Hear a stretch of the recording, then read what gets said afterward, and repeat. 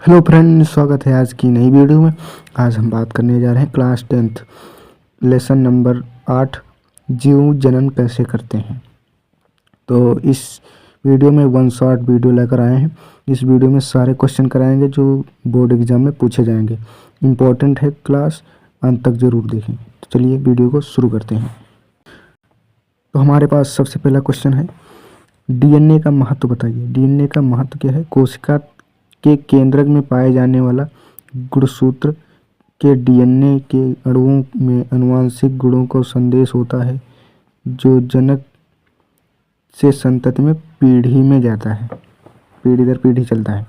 अगला है, उन पौधों को उगाने के लिए उपयोगी जनन विधि का नाम लिखिए जो बीज उत्पन्न करने की क्षमता खो चुके हैं। कायिक प्रवर्धन जनन विधि द्वारा, संतरा, गुलाब, चमेली। अगला है, माँ के रुधिर में भ्रूण को पोषण प्रदान करने वाली संरचना का नाम लिखिए। प्लेसेंटा है, यही पोषण प्रदान करता है भ्रूण को।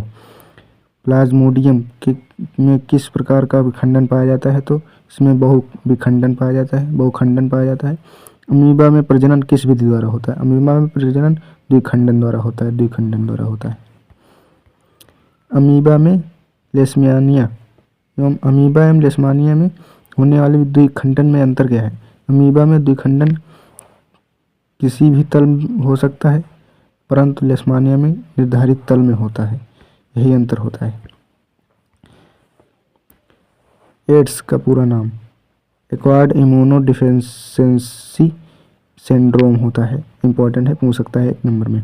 स्पायरोगायरा में प्रजनन किस विधि द्वारा होता है? तो इसका आंसर है खंडन विधि द्वारा होता है। अग्रांकिक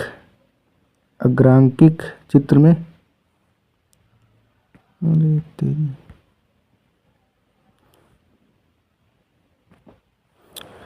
में प्रकाशित प्रश्नांकित भागों के नाम लिखिए। चित्र जो दिया गया है इसके नाम लिखना है 2।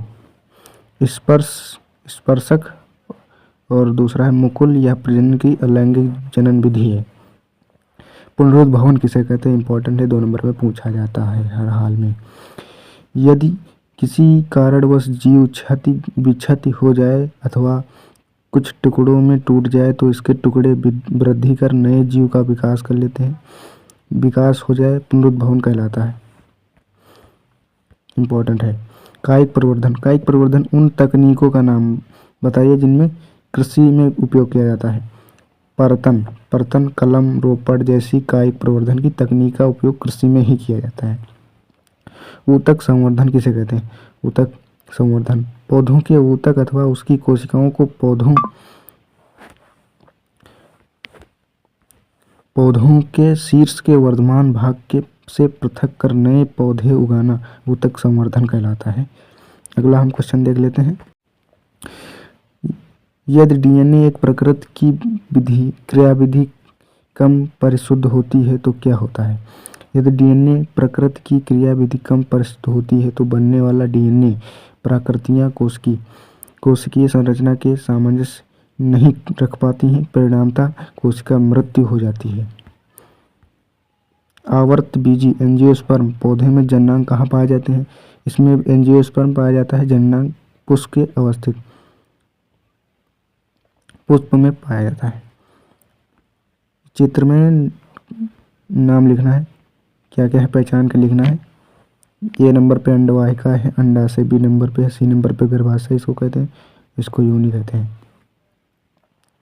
अगला है, इसमें भी चित्र ABCD का नाम लिखिए।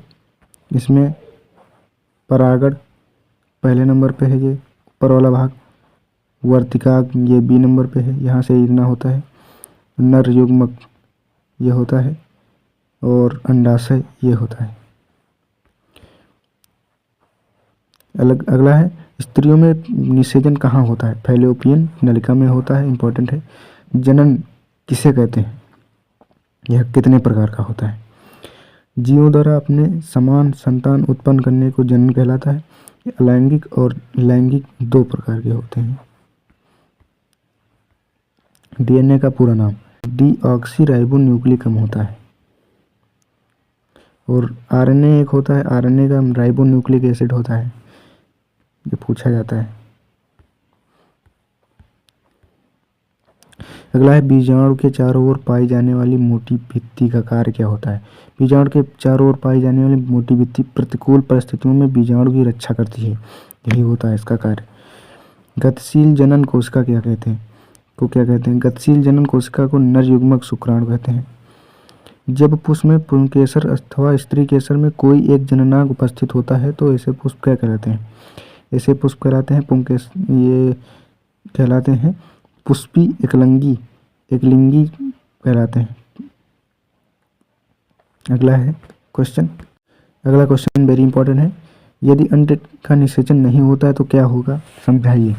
यदि अंड कोशिका का निषेचन नहीं होता है तो यह लगभग 1 दिन में तक जीवित रहती है, क्योंकि अंडाशय प्रवेश माह एक अंड का मोचन करता है। अतः निषेचित अंड की प्राप्ति हेतु गर्भाशय में प्रति माह तैयारी करता है। अतः भित्ति मांसल एवं स्पंजी हो जाती है।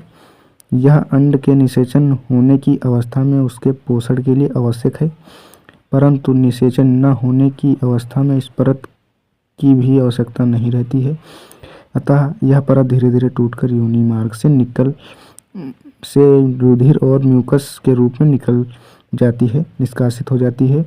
इस चक्र में लगभग 1 माह का समय होता है तथा इसे ऋतुस्राव या रजोधर्म भी कहते हैं, जिसकी अवधि लगभग 2 से 8 दिन तक होती है। अगला है हमारे पास डीएनए प्रकृति बनने के साथ साथ दूसरी कोशिकाओं की संरचना सृजन क्यों आवश्यक है। तो जनन की मूल घटना डीएनए की प्रकृति बनना। जनन कोशिका में इस प्रकार डीएनए के 2 प्रकृतियां बनती हैं तथा उनका एक दूसरे से अलग होना आवश्यक है, परंतु डीएनए की एक प्रकृति मूल कोशिका में रखकर दूसरी प्रकृति को उससे बाहर निकाल देने से काम नहीं चलेगा, क्योंकि दूसरी प्रकृति के पास जो परक्रम के अनुरक्षण हेतु संगठित कोशिकीय संरचना तो नहीं होगी। इसलिए डीएनए की प्रतिकृति बनाने के साथ साथ दूसरी कोशिकीय संरचनाओं का सृजन भी होता रहता है। इसके बाद डीएनए की प्रतिकृतियां विलग हो जाती हैं, परिणामतः एक कोशिका विभाजित होकर 2 कोशिका बनाती है।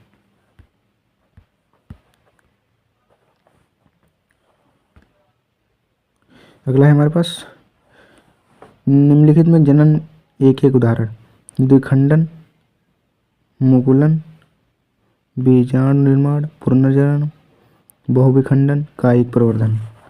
इसको देख लेते हैं। उदाहरण: द्विखंडन में अमीबा होता है, मुकुलन में हाइड्रा, बीजाणु में राइजोपस बीजाणु निर्माण करता है, पुनर्जनन प्लेनेरिया है, बहुविखंडन मलेरिया परजीवी, कायिक प्रवर्धन होता है गुलाब का पौधा। जनन किसे कहते हैं और लैंगिक जनन के आधारी लक्षण। रिप्रोडक्शन वह क्रिया है जिसके द्वारा सजीव अपने समान संतान उत्पन्न करना जनन कहलाती है। लैंगिक जनन के आधारी लक्षण: संतान का उत्पादन अंडे तथा शुक्राणु के संलयन फ्यूजन से होता है। ये संरचनाएं लैंगिक कोशिकाएं अथवा युग्मक गैमेट से बनती हैं। निषेचन होने पर जब नर मादा युग्मक समेकित होकर एक युग्मनज जायगोट बनाते हैं, जो परिवर्धित होकर एक परिपक्व जीव बन जाता है। इसके परिणाम स्वरूप 2 जनकों को आनुवंशिक पदार्थ संयोजित हो जाता है। अगला क्वेश्चन है, जनन के समय मादा जननांगों के स्तन का परिपक्व होना क्यों आवश्यक है। स्तनधारियों की जैसे मानव में शिशु माँ के शरीर की लंबी अवधि तक गर्भावस्थ रहता है तथा जन्मोपरांत स्तनपान करता है। इन सभी स्थितियों के लिए मादा जननांगों का एवं स्तन का परिपक्व होना आवश्यक है। अमीबा में द्विखंडन विधि का संचित्र वर्णन। यह एक अलैंगिक जनन की सबसे सामान्य व सरल विधि है जो अनुकूल परिस्थितियों में संपन्न होती है।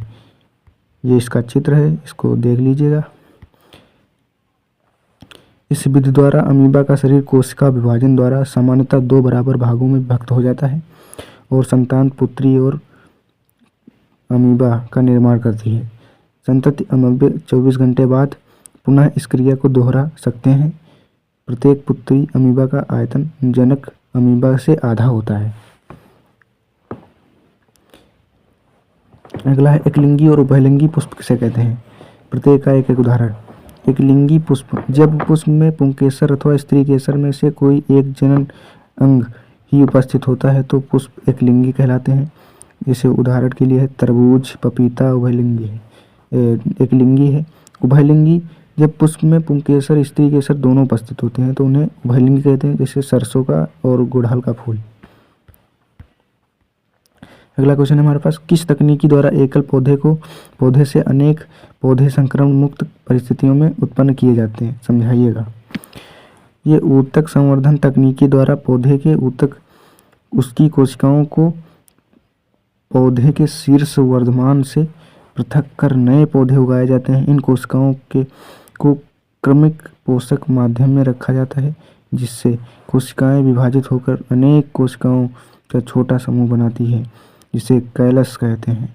कैलस को वृद्धि एवं विभेदन के हार्मोन युक्त अन्य माध्यम स्थानांतरित करते हैं। पौधे को फिर मिट्टी में रोप देते हैं जिससे वे वृद्धि कर विकसित बन जाते हैं और ऊतक संवर्धन तकनीकी द्वारा किसी एकल पौधे से उनके पौधे संक्रमण मुक्त परिस्थितियों में उत्पन्न कराए जाते हैं।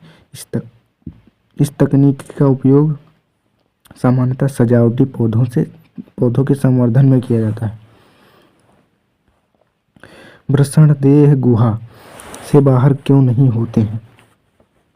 बाहर क्यों होते हैं, मतलब बाहर क्यों होते हैं, शरीर से बाहर क्यों होते हैं वृषण मानव में वृषण देह गुहा के बाहर पाए जाते हैं क्योंकि शुक्राणु उत्पादन के लिए आवश्यक ताप शरीर में कम होना चाहिए। वृषण कोश ताप शरीर के ताप से 3 डिग्री कम होना चाहिए, जिसके कारण शुक्राणु निर्माण में सुगमता हो जाता है। अगला है, विभिन्नताएं स्पीशीज जीविता बनाए रखने के लिए किस प्रकार प्रयोग की? तो इसको है, अपनी जनन क्षमता को उपयोग कर जीव समष्टि परितंत्र में स्थान अथवा निकेत ग्रहण करते हैं। जनन के दौरान डीएनए प्रतिकृति का अविरोध जीव की शारीरिक संरचना एवं डिजाइन के लिए अत्यंत महत्वपूर्ण है, जो उसे विशिष्ट निकेत के योग बनाती है। परंतु निकेत में उनके परिवर्तन आ जाते हैं जो जीवों के नियंत्रण से बाहर है। पृथ्वी का ताप कम या अधिक हो सकता है। जल स्तर में परिवर्तन इसके कुछ उदाहरण हैं। यदि एक समष्टि अपने निकेत के अनुकूल है तथा निकेत में कुछ उग्र परिवर्तन आते हैं तो ऐसी अवस्था में समष्टि का समूल विनाश संभव है। परंतु यदि समष्टि के जीव कुछ विभिन्नता होती है तो उनके जीवित रहने की कुछ संभावना है। अतः यदि शीतोष्ण जल में पाए जाने वाले जीवाणुओं की कोई समष्टि है तथा वैश्विक ऊष्मीकरण के कारण जल का ताप बढ़ जाता है तो अधिकतर जीवाणु व्यष्टि ही मारे जाएंगे, परंतु उष्ण प्रतिरोधी क्षमता वाले परिवर्त ही जीवित रहेंगे तथा वृद्धि करते हैं। अतः विभिन्नताएं स्पीशीज उत्तरजीविता बनाए रखने उपयोगी हैं। बीजाणु समासंग पर टिप्पणी। बीजाणु समासंग अनेक सरल बहुकोशिकीय जीवों में विशिष्ट जनन संरचनाएं पाई जाती हैं, जैसे राइजोपस के ऊर्ध्व तंतुओं को पर गोल संरचनाएं पाई जाती हैं जिन्हें बीजाणुधानी कहते हैं, जो जनन में भाग लेती हैं। और इन बीजाणुधानुओं में विशेष कोशिकाएं तथा बीजाणु पाए जाते हैं। ये बीजाणु वृद्धि करके राइजोपस के नए जीव उत्पन्न करते हैं। बीजाणु के चारों ओर एक मोटी भित्ति पाई जाती है जो बीजाणु को प्रतिकूल परिस्थितियों में रक्षा करती है। नम सतह से संपर्क आने पर वृद्धि करने लगते हैं। अगला क्वेश्चन हमारे पास, अपरा प्लेसेंटा किस प्रकार की भ्रूणीय परिवर्धन में सहायक होता है? ये निम्न प्रकार से सहायक होता है। अपरा द्वारा ही पोषक पदार्थ मादा से भ्रूण को प्रदान किया जाता है और अपरा से O2 CO2 विनिमय सहायक होता है भ्रूण और मादा के बीच। भ्रूण और मादा के बीच रक्त का माध्यम द्वारा पदार्थों का आदान प्रदान होता है। अपरा का कार्य यही होता है। अपरा का द्वारा स्रावित प्रोजेस्टेरोन पूरे गर्भकाल तक गर्भ को साधे रखता है, मतलब रोके रखता है। विकासशील भ्रूण द्वारा उत्पन्न अपशिष्ट पदार्थ को निपटाना प्लेसेंटा के माध्यम मां के रुधिर से स्तनांतरण द्वारा होता है। अगला है, वयस्क शुक्रवाहिनियों को हटाकर स्थान पर बराबर की नलिका लगा दी जाए तो क्या प्रभाव पड़ेगा? तो इसका प्रभाव क्या होगा, देख लेते हैं। वयस्क शुक्रवाहिनियों को हटाकर उसके स्थान पर रबड़ की नलिका लगा दी जाए तो शुक्राणुओं का गमन नहीं हो पाएगा, क्योंकि शुक्रवाहिनियों को कोशिकाएं विशेष तरल पदार्थ का स्राव करती हैं जो शुक्रवाहिनी के मार्गों को शुक्राणुओं के गमन हेतु चिकना बनाती हैं। इसके साथ ही शुक्रवाहिनी की दीवार में पेशियों में तरंग गति उत्पन्न होती है जिससे शुक्राणु आगे बढ़ते हैं, अतः रबड़ की नलिका में शुक्राणु गमन नहीं होता। अगला है, यौनारंभ किसे कहते हैं? पबर्टी। उत्तर, यौनारंभ मानव नर मादा में अपरिपक्व जनन अंगों को परिपक्व होकर जनन क्षमता का विकास होना यौनारंभ कहलाता है। नर की अपेक्षा मादा में यौनारंभ पहले प्रारंभ होता है। मानव नर में यौनारंभ 14 से 16 वर्ष की आयु में वृषणों की सक्रियता तथा शुक्राणुओं का उत्पादन के साथ शुरू होता है, जबकि मादा में 12 से 14 वर्ष की आयु में स्तन ग्रंथियों की वृद्धि एवं रजोदर्शन के साथ प्रारंभ होता है।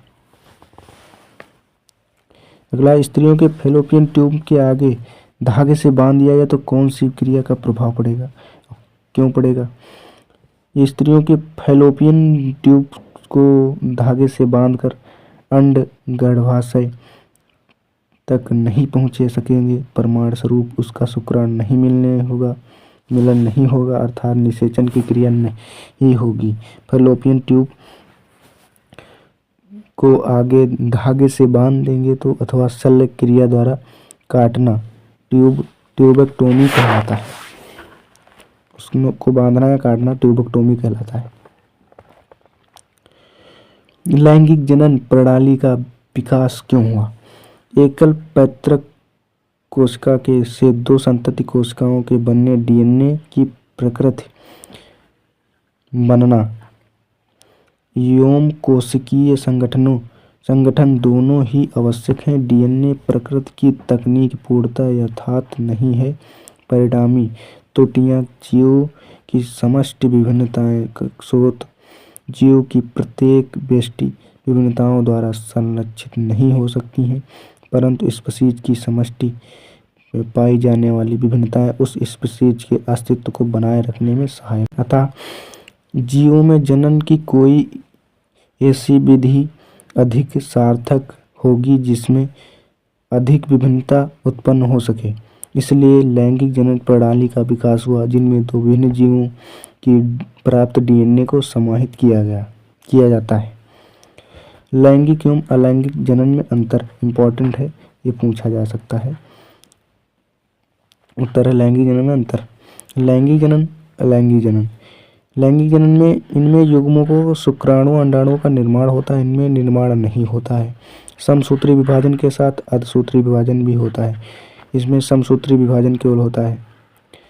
इसमें युग्मक संलयन होता है, इसमें युग्मक संलयन नहीं होता है।